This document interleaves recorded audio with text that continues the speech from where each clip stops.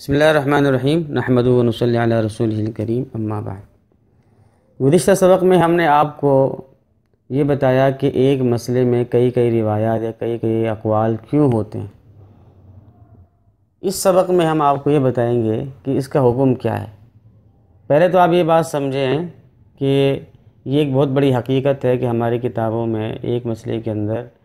امام ابو حنیفہ رحمہ اللہ کے بعض اوقات کئی روایات ہوتی ہیں، کئی اقوال ہوتے ہیں، یا امام صاحب اور امام ابو یوسف، امام محمد، امام ظفر، امام حسن بن زیاد، ان میں آپس میں روایتوں کا یا اقوال کا مذاہب کا ٹکراؤ ہوتا ہے۔ تو بلکہ بعض اوقات جو ہیں فتاویٰ میں بھی آپس میں ٹکراؤ ہوتا ہے کہ مفتیٰ بھی قول کیا، اس میں ٹکراؤ ہوتا ہے۔ ایسے موقع پر ایک عام مفتی کے لیے، ایک عام عالم دین کے لیے اور عوام کے لیے کیا رہنمائی ہے، ان کو کیا کرنا ہوگا۔ لوگ بھی پوچھتے ہیں کہ بھائی فلاں عالم صاحب نے الگ مسئلہ بتایا تھا اور فلاں نے الگ مسئلہ بتایا، تو اب ہم کیا کریں؟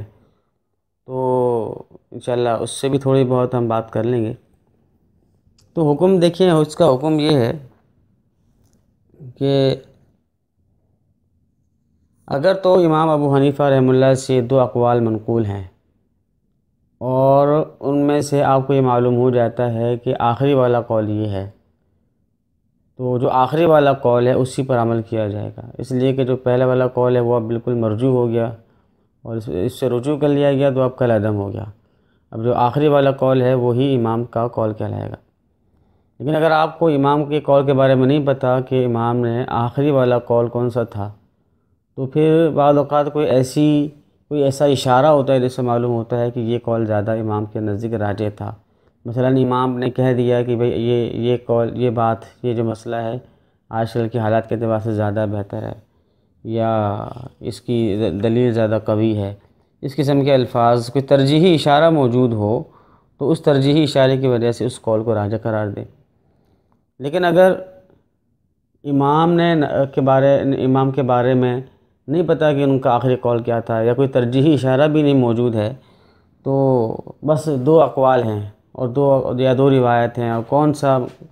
قول زیادہ امام کے نزدیک راجح تھا وہ ہمیں نہیں معلوم۔ تو اس صورت میں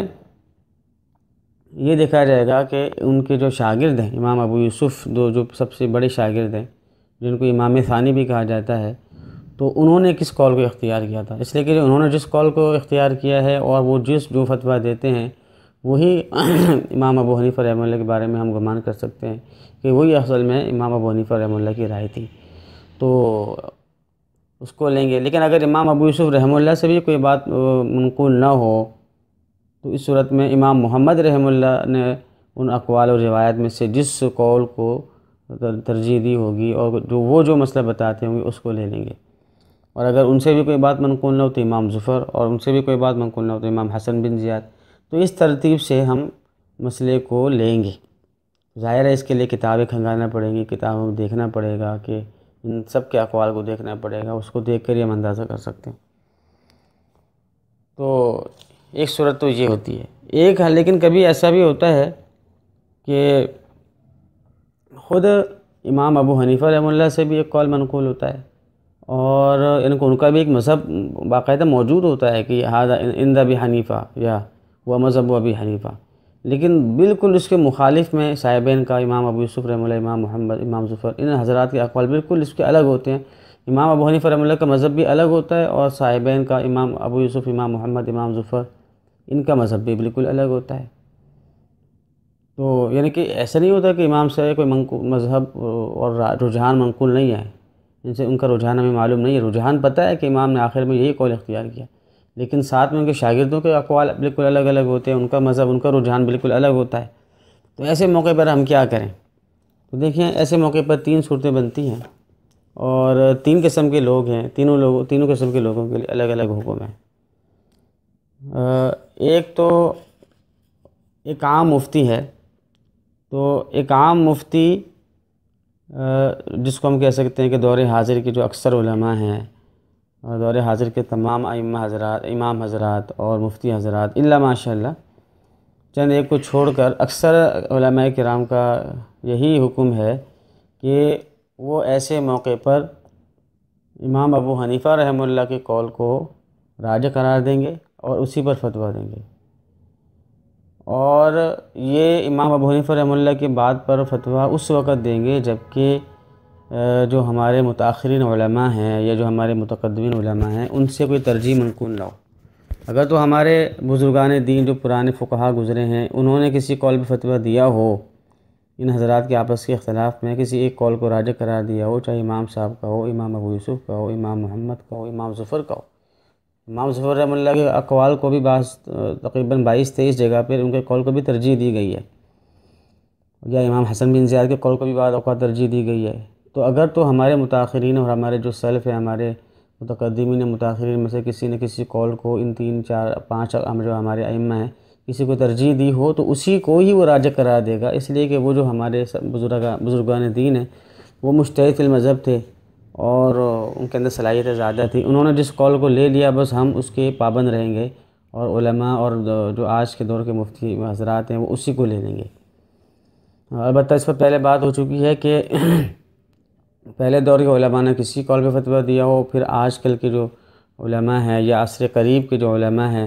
جیسے مجلہ میں کام ہوا، علامہ شامی نے کام کیا، تو ایسے دور یا پھر کوئی اجتماعی جو غور و فکر ہوتا ہے جیسے مجلس مسائل حاضرہ ہے، یا پھر جو ہے عرب علماء کی اکیڈمیاں ہیں، جدہ اکیڈمی ہیں، مختلف اکیڈمیاں دنیا بھر میں تحقیقات کے لیے، مسائل کی تحقیقات کے لیے جمع ہیں، تو وہ جس قول کو لے لیں تو اس کو ترجیح دیں۔ اپنی طرف سے کوئی عالم دین جبکہ اس کے اندر وہ صلاحیتیں نہیں ہیں، اجتہادی بصیرت نہیں ہے، تو وہ جو ہے اپنی طرف سے امام ابو یوسف، امام محمد، امام ظفر رحمہ اللہ کے قول پہ فتویٰ نہیں دے سکتا۔ ان سے اگر ترجیح منقول ہے تو اس پہ فتویٰ دے، اور اگر ترجیح بالکل بھی منقول نہیں ہے، ہمارے بزرگوں سے کسی قول پہ کوئی فتویٰ منقول نہیں ہے، تو پھر وہ جو ہے امام ابو حنیفہ رحمہ اللہ کے قول پہ فتویٰ دے گا۔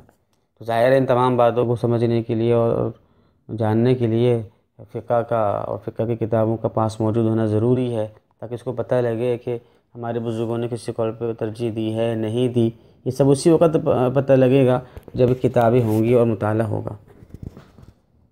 تو یہ تو عام ائمہ حضرات اور مفتیان کرام کا حکم تھا۔ جہاں تک وہ علماء ہیں جو اکا دکا ہر دور میں ہوتے ہیں اور بڑی بصیرت والے علماء ہوتے ہیں، مجتہد فی المذہب ہوتے ہیں، اجتہادی شان ان کے اندر موجود ہوتی ہے، اور اللہ تعالیٰ ہر علاقے میں، ہر بڑے ملک میں اکا دکا ایسے علماء موجود رکھتے ہیں، اس لیے کہ یہ دین کبھی بھی بانج نہیں ہوگا۔ تو ہر دور میں، ہر علاقے میں ایسے بڑے علماء ہوتے ہیں جو بصیرت والے ہوتے ہیں۔ تو اگر ایسے بصیرت والے علماء ہیں اور وہ اپنے اجتہادی شان کی وجہ سے اور بصیرت کی بنا پر ان 5 جو ہمارے ائمہ ہیں ان میں سے کسی کے قول کو ترجیح دے دیں تو ٹھیک ہے، پھر وہ ترجیح دے سکتے ہیں، اور وہ جس قول کو راجح قرار دے دیں پھر عوام کو چاہیے کہ اس قول پہ عمل کریں۔ تیسری اور ایک مجتہد فی المذہب کے لیے بھی یہ حکم ہے کہ اس کے نزدیک جو قول راجح ہے وہ خود بھی اس پر عمل کرے، لوگوں کو بھی وہی بتائے۔ ٹھیک ہے، تو فرق یہ ہوا کہ جو عام عالم دین ہوگا، عام مفتی ہوگا، وہ تو جو متاخرین کی ترجیحات ہیں ان کو لے کر چلے گا، اور جہاں ترجیح منقول نہ ہو وہاں امام ابو حنیفہ رحمہ اللہ کے قول کو وہ راجح قرار دے گا۔ لیکن جو مجتہد فی المذہب ہوگا اس کا کام یہ ہے کہ وہ اپنے اجتہاد سے جس قول کی طرف زیادہ رجحان معلوم ہو اس پر عمل بھی کرے گا اور لوگوں کو وہی مسئلہ بتائے گا، اس لیے کہ وہ مجتہد ہے۔ اور تیسری قسم کے لوگ ہیں وہ عام مسلمان ہیں۔ تو عام مسلمانوں کے لیے حکم یہ ہے کہ وہ اپنے زمانے کے جو سب سے عالم اور اتقیٰ ہیں، یعنی علم میں زیادہ بڑے ہیں اور تقوی میں زیادہ بڑے ہیں، تو ایسے مفتی حضرات کی وہ پیروی کریں۔ تو وہ جس قول پہ فتویٰ دے دیں، وہ جو قول بتائیں بس اسی پر عمل کر لیں۔ اور اگر ایسا ہو کہ ایک ہی 2 ادارے ہیں، 2-3 ادارے ہیں، تو اس میں یہ دیکھا جائے کہ علم میں اور تقوی میں کون سا زیادہ بڑا ہے، اور اگر ایک ادارہ تقوی میں زیادہ بڑا ہے، ایک علم میں زیادہ بڑا ہے، تو اس صورت میں اختلاف ہے، لیکن اس میں بھی راجح یہی ہے کہ پھر جو زیادہ عالم ہوگا، جس کے پاس علم زیادہ ہو اس مسئلے کے حوالے سے یا اس فن کے حوالے سے، تو اس کے قول پہ وہ عمل کریں۔ السلام علیکم ورحمۃ اللہ وبرکاتہ۔